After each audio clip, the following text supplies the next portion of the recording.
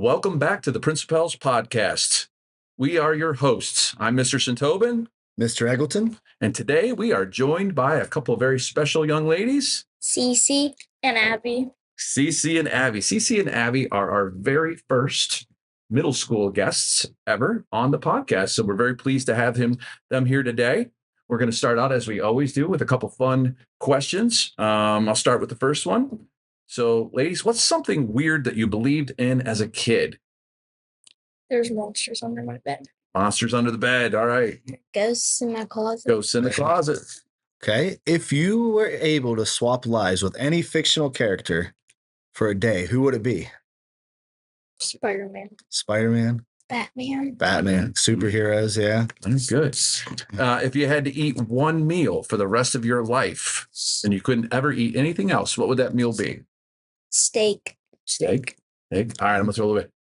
What about a side? Mashed potatoes. Oh, yeah. Mashed potatoes. Corn. Corn on the cob or just regular corn? It's hard to beat corn on the cob. Exactly. Good. What's your go-to excuse when you're running late? I woke up late. Woke up late, overslept. My brother forgot to brush his teeth. It's my brother's fault he didn't brush his teeth. I like it. Yeah. I remember having a hard time getting my son to brush his teeth a few times when he was that age. It's weird, right? It's just weird. All right. If you were a character in a movie, what role would you play? Would you be a hero or a villain? Hero. Hero? Villain. Villain. Okay. All right, me too. All right. Good job on that. All right, guys. All right.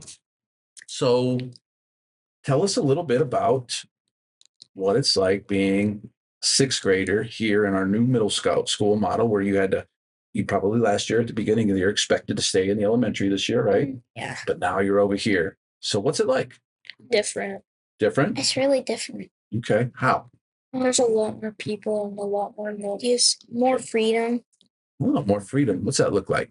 You don't have to walk in lines. You get to just walk around. Okay. And you have your own lockers. You don't have to have your backpack stuffed in a closet. Okay. All right. Good. So is that a good thing? Yeah. Good. You feel like you've been given more responsibility? Okay. The biggest thing I keep hearing is lunch. They say lunch is way better. Yeah. Would you agree? Yeah. Okay. You like the lunches? Good. So favorite part of the week. Favorite part of the week. What's if you could pick one thing and say that's it, that's what I like the best, what would it be? Tools and trades. What is it? Tools and trades. Yeah. Tools. No, tell us about what you're doing in there. Well, we were gonna build a birdhouse, but he threw away all our pieces because he didn't like them. Okay. Because the cans wouldn't fit right. So. Okay, so I had to rethink it then. Yeah, we had to rethink it. So now we're just cleaning the shop. Clean the shop right now. What did you guys just finished a project, right? It's a squirrel feeder. Squirrel feeder? Yeah. Awesome. Yeah, that might be my fault that you're cleaning the shop. So I was down there and I was like, maybe we get a little organized, right? We need to get you're smiling, get a little organized. That's important. Keep the shops clean. Good. That's awesome having young ladies really like being down there, because there is so much opportunity for anybody in the shops, but especially young ladies in that type of trade, learning to work with tools and work with your hands. And what are some tools you've learned to use? Slices, handsaws, but I know how to use those. Yeah. Before tools. Right. You learned that at home? Yeah. Good. Hammer and nail, using hammer and nails yet? No, not yet. Okay. Now, given the opportunity over the next couple of years, would you guys take advantage of some of the more advanced shop classes where you might learn to weld? Yeah. Okay, good. I love hearing that. That's fantastic. Excellent.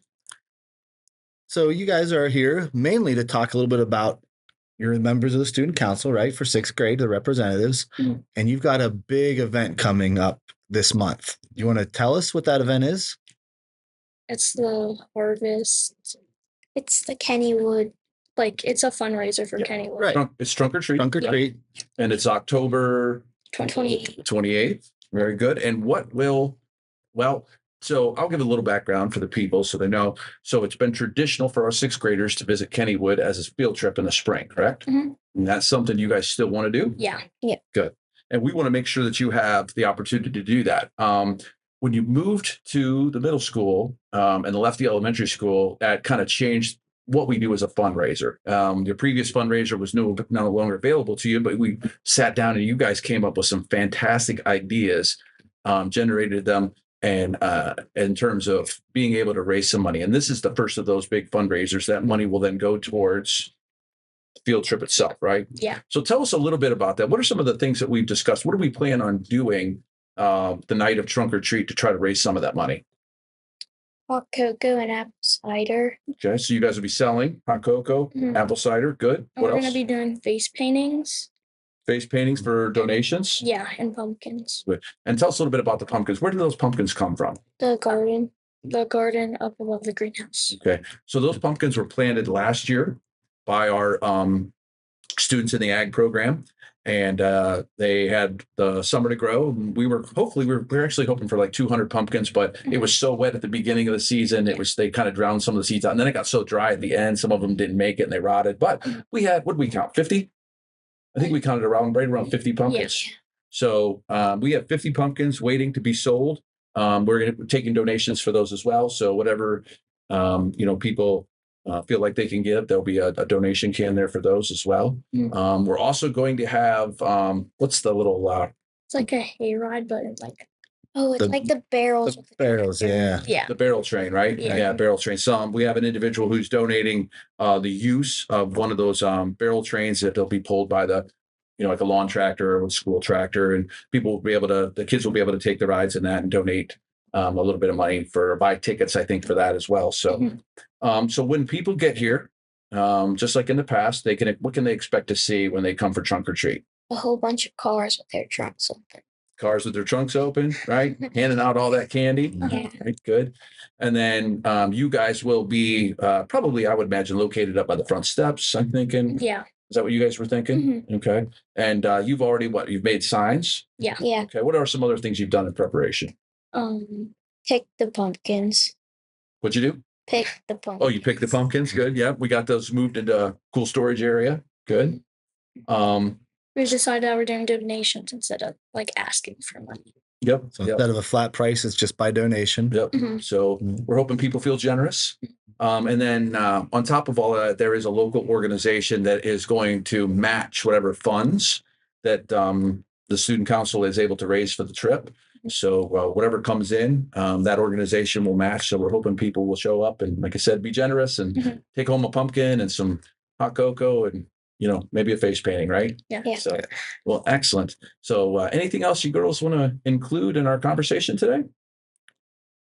So October 28th, it'll start at 5:30, correct? Yeah. And it'll So end at 7:30. It'll be 5:30 to 7:30 at our elementary building. It's open to everybody. Yep. So the whole community is welcome. And we hope to see a great crowd. We always have a great crowd for our trunk or treat. So while you're there, come and support our sixth graders. And I feel like the sixth grade Kennywood trips are rite of passage. It's something that every sixth grader should get to do. And it's just a great time. It's a blast. So, yeah. Well, we thank you for being on the podcast. We know you were a little nervous, but you guys did a great job. I'm sure at some point in the future, we'll have you back. We'll talk about how things went. Okay. Okay. All right.